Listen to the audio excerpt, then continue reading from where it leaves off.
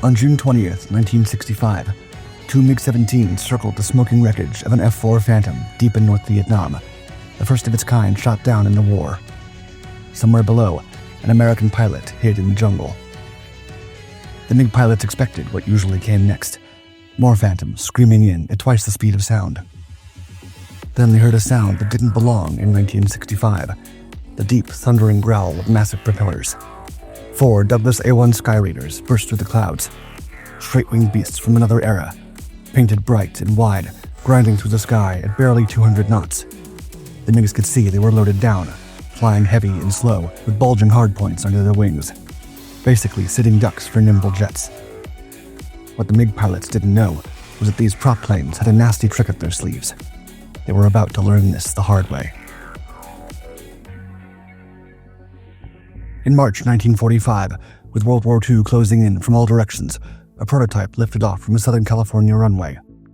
Flown by test pilot Laverne Brown, the model, designated the XB-T2D1, carried no bombs and no guns, only the weight of the United States Navy's hopes for a next-generation attack aircraft. Designed in mid-1944 by legendary Douglas Aircraft Company designer Ed Heinemann and fast-tracked by the Navy, the model, renamed the Douglas A-1 Skyraider, was an unusually large single-seat aircraft built around the Wright R-3350 engine, designed to deliver long-range, heavy payloads, and elite carrier performance. While the A-1 entered service a little too late to fly against Nazi Germany or Imperial Japan, in 1950, the first Skyraiders arrived at the Korean Peninsula, eventually serving in large numbers with both the United States Navy and Marine Corps. By then, the jet age, though in its infancy, had already taken over the skies. F-86 Sabres and MiG-15s clashed at high altitudes over Korea. Against this backdrop, many believed it was a matter of time before the Skyraider, a big, slow, and piston-powered aircraft, would be pulled out of service. It even earned a nickname, SPAD, a nod to the wood and canvas French fighter of World War I. Upon laying his eyes on a Skyraider for the first time, U.S. Marine Corps Captain William C. Smith, used to flying the iconic Vought F-4U Corsair, was not impressed. However, after a 4-hour introduction to the model, the pilot stated, quote, "My original opinion of the plane did a complete 180. After that first week, there was no question in my mind that our ADs were the best planes in the world for the job." With internal tanks and drop tanks combined, the SPAD could stay aloft for nearly 10 hours. But what really made the A-1 feared was its sheer firepower.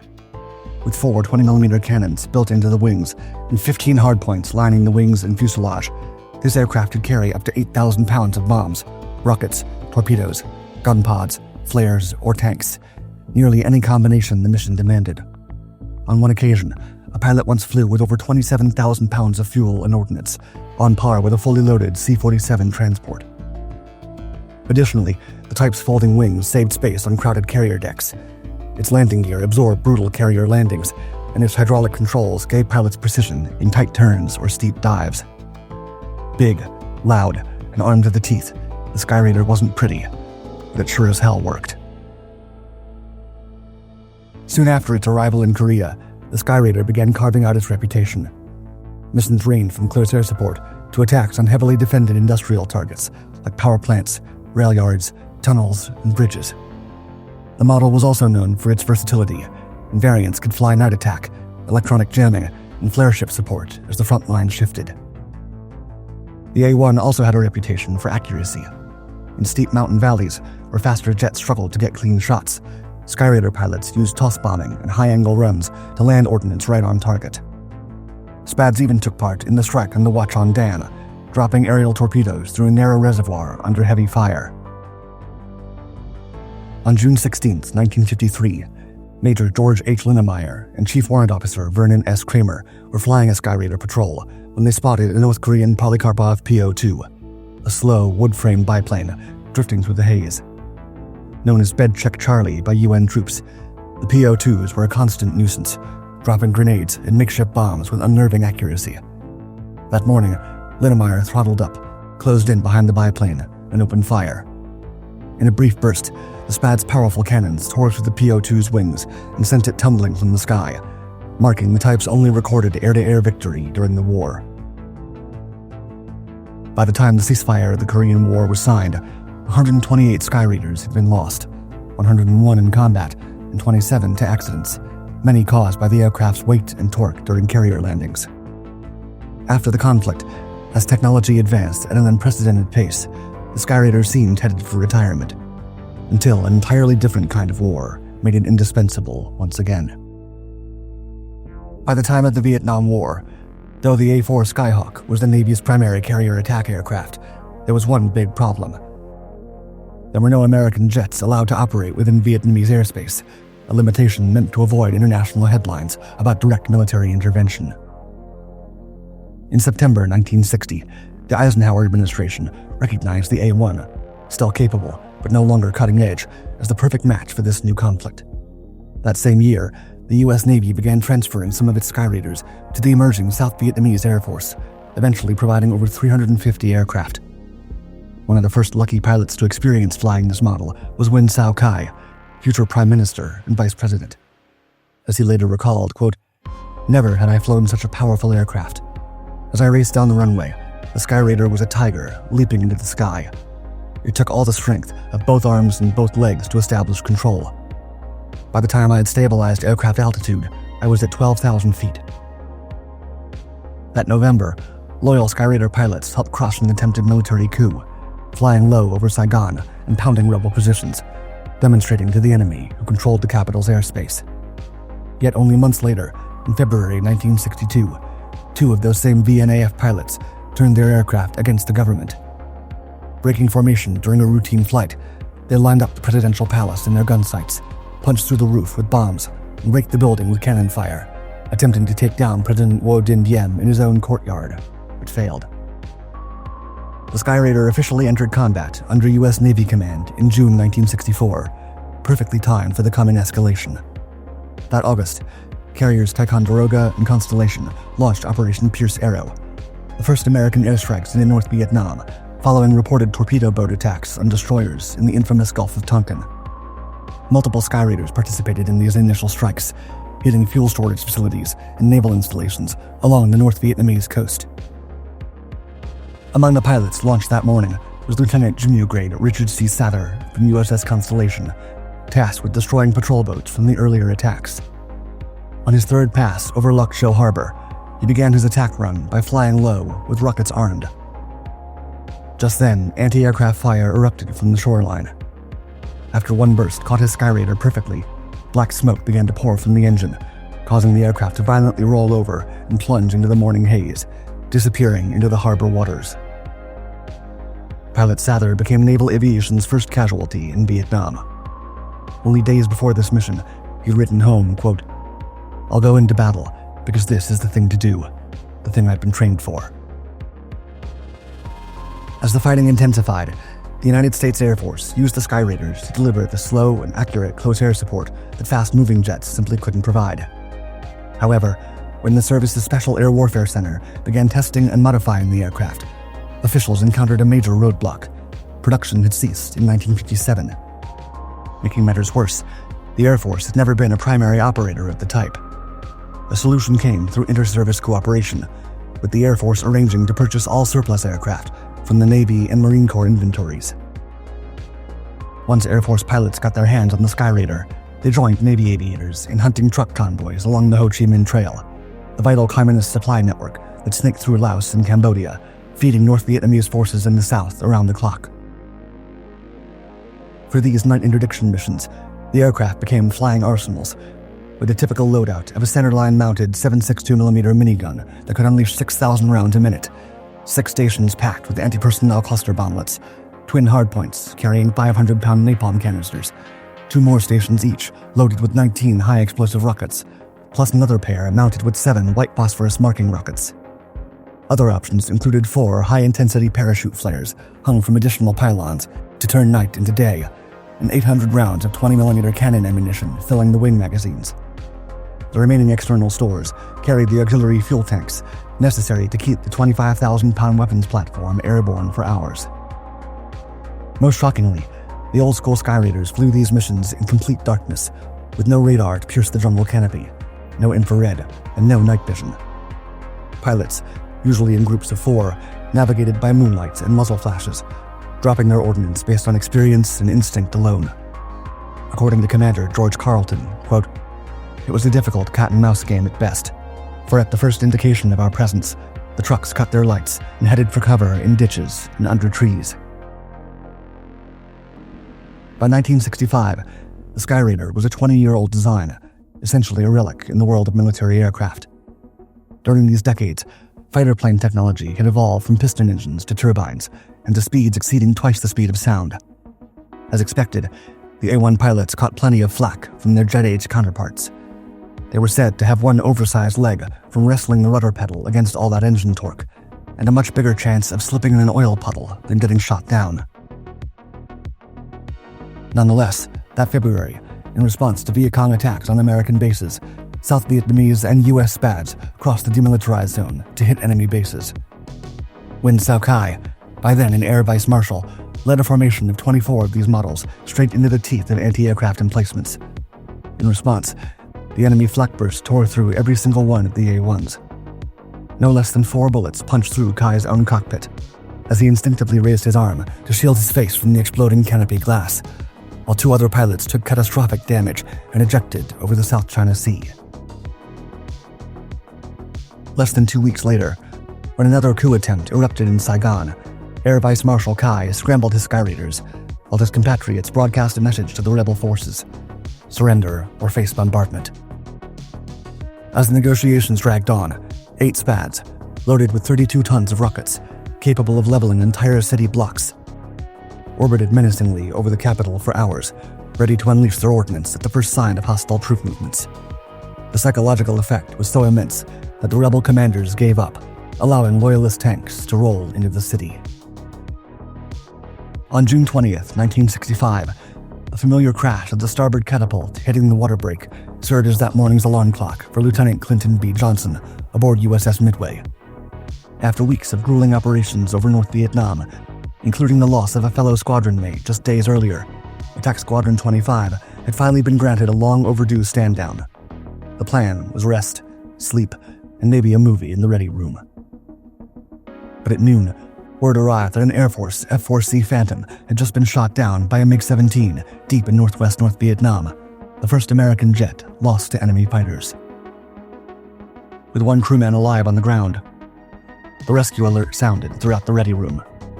Though they were primarily attack aircraft, the Skyraiders had become the Navy's go-to choice for combat search and rescue escort missions. As the alert sounded, Johnson and his fellow pilots suited up and manned their A-1s, only to be told another squadron with newer aircraft had already taken the mission.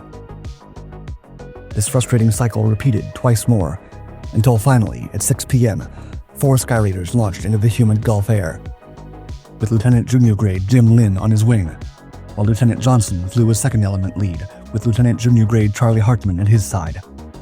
The heat was so extreme that evening that condensation streamed from their wingtips as they soared to the skies. 70 miles inland, Greathouse suddenly rolled inverted into a near vertical dive, and Johnson followed instantly, arming his weapons as the ground rushed up. Then, without warning, a spray of unguided rockets slashed past them, one detonating close enough to rattle Greathouse and Lin's aircraft. 2 jets dove from above, attacking from opposite angles. The first, painted silver with red markings, swept past Johnson and Hartman to chase after Greathouse, while the second MiG locked onto Johnson from behind, the very last man in the formation, its cannon fire streaming past his cockpit. Seeing this predicament, Johnson pulled the Skyraider into the hardest turn he could manage, knowing that the prop plane could outturn any jet. Sure enough, the pursuing MiG tried to match the turn, but couldn't hold it, and slid past, overshooting just as Hartman fired a quick burst after it. In the chaos, Johnson lost visual contact with Greathouse, but then caught sight of him again, low over the trees, jinking hard as the first MiG closed in. Johnson opened fire, trying to break up the run. Though his rounds missed, they did the job. The MiG broke off and banked sharply, swinging around to face Johnson and Hartman head-on. For a second, both sides barreled toward each other. Johnson and Hartman opened fire together, their cannons lighting up the darkening skies. The MiG-17's canopy shattered into a million pieces. Then, in one final motion, the jet rolled, inverted, and slammed into the hillside in a fireball. After circling the wreckage for a few moments, Greathouse's voice finally crackled over the radio, asking what they thought they were doing, still lingering in hostile airspace with enemy fighters nearby. With this, the 4 Skyraiders turned for the coast and headed back to their base. Only then did the full weight of what had happened begin to sink in. 4 aging, piston-driven warhorses had just gone head-to-head with modern jet fighters and won. When word of the Skyraider victory reached South Vietnam, Air Vice Marshal Kai wasted no time. According to Johnson, he told them their feat had, quote, boosted morale tremendously across South Vietnamese Skyraider squadrons. Turns out, the old-school SPAD was not bad at all. One of the primary roles the Skyraider took on under U.S. Air Force Command was combat search and rescue. Flying under the radio call sign Sandy, these A-1s provided armed cover for incoming helicopters, marked enemy positions with white phosphorus, pounded gun emplacements with rockets, and directed the entire rescue effort from above. The lead pilot, Sandy 1, coordinated the operation, while his wingman flew protective patterns around the landing zone, ready to unleash their payload on anything that moved. For downed pilots bleeding in the jungle or drifting in shark-infested waters, the only sound more welcome than the thrum of a Jolly Green Giant chopper was the low, steady growl of that Wright R-3350 engine. And the SPAD pilots were glad to do it. As Captain John Flynn declared, quote, "This rescue business is the best, most rewarding operation in the entire war." In March 1966, during a combat search and rescue mission over the embattled Oshaw Valley, Skyraider pilot Major Dafford Jump Myers radioed in for help after his SPAD crash-landed on an airstrip inside a base being overrun by enemy forces. After learning the enemy troops were within a mere 20 yards of the wreck, and the nearest chopper still half an hour out, Major Bernard Bernie Fisher keyed his mic and said what no one expected to hear, quote, "I'm going in." On his first approach, Fisher had to wave off, as the runway was too clogged with debris. On the second, he came in low, and absorbing rifle fire the entire way, he touched down just beyond the crash site after turning the aircraft around and taxiing back toward the desperate Myers. Slowing to a stop, Myers climbed onto the wing, only for the blast from the spinning propeller to knock him off. After Fisher cut the throttle, he finally got into the right seat, and they took off, dodging debris and enemy fire. Upon landing at Pleiku, a total of 19 bullet holes were found in the fuselage. For that mission, Fisher became the first Air Force pilot of the war to receive the Medal of Honor. Incredible missions like Fisher's only sealed what every pilot in peril already knew. The Sandy cruise would come, no matter the odds. As one F-105 pilot put it, quote, "If a Sandy walked into the bar, he'd have a hard time paying for a drink." On October 9th, 1966, 4 SPADs from VA-176 launched from USS Intrepid to cover a downed Navy Phantom near Hanoi, only to be met by 4 MiG-17s. Flying in the number 4 slot, Tail-End Charlie, Lieutenant Junior Grade Tom Patton, caught a MiG climbing just above the trees, completely unaware it was being hunted. Moving in close, the American fired a burst of 20mm cannons and followed up with a pair of Zuni rockets. The MiG dropped into the clouds, and Tom Patton never saw the pilot eject as it fell. This feat marked the last time a prop-driven fighter downed a jet, and the pilot was awarded the Silver Star. By then, the Skyraiders' run as a frontline attack aircraft had come to an end. In the years leading up to this, the Navy had begun fielding the A-6 Intruder and A-7 Corsair II, turbine-powered successors that didn't require the aviation gasoline the Skyraiders still burned. The last Navy A-1 combat sortie came in February 1968, when Lieutenant Ted Hill flew a mission in support of Marines at Khasan. Air Force SPADs flew their last mission in late 1972, then handed over all remaining aircraft to the South Vietnamese. Those Skyraiders flew until the final days of the war, strafing advancing columns, bombing bridges, and even evacuating civilians right up to the fall of Saigon in 1975. A total of 144 Skyraider pilots and 266 aircraft were lost in Vietnam, most from ground fire, 5 downed by surface-to-air missiles, and 3 victims of air-to-air combat. Speaking of the aircraft's incredible tally, despite its technological shortcomings, Richard E. Drury stated, quote, "We were flying anachronisms, piloting SPADs through a supersonic world, testing the thunderstorms at 8,000 feet when an SR-71 supersonic spy plane was hitting 3 times the speed of sound above 70,000 feet. It was a ludicrous situation, but one I applauded." Some of the greatest and most dangerous and heroic flying ever done was right there, in old A-1 Skyraiders. Outside the United States, the Skyraiders saw a brief but effective service among several Allied nations. In the early 1950s, the Royal Navy acquired 50 models configured for airborne early warning. These aircraft flew from carriers such as HMS Eagle and Albion during the 1956 Suez Crisis, and though they were retired by 1962, their radar systems were reinstalled in the Avro Shackleton AEW-2, which remained in service into the 1990s. Sweden purchased 14 of these British models in the 1960s, stripping them of combat gear and repurposing them as target tugs for armed forces training. Most notably, between 1956 and the early 1970s, the French Air Force and Navy operated over 100 former U.S. Navy Skyraiders, many modified into single-seat strike platforms. First deployed in Algeria, they carried bombs, rockets, and napalm in counterinsurgency operations, and later flew missions in Chad, Djibouti, and Madagascar. In some cases, they dropped supplies. In others, hand-tossed glass bottles meant to terrorize enemy fighters. After France phased them out, several aircraft continued to fly for Allied states in regional conflicts across Africa and Southeast Asia. In total, the Douglas Aircraft Company produced more than 3,000 Skyraiders in nearly 30 variants, tailored for missions ranging from close air support and night interdiction to electronic warfare, reconnaissance, early warning, and search and rescue.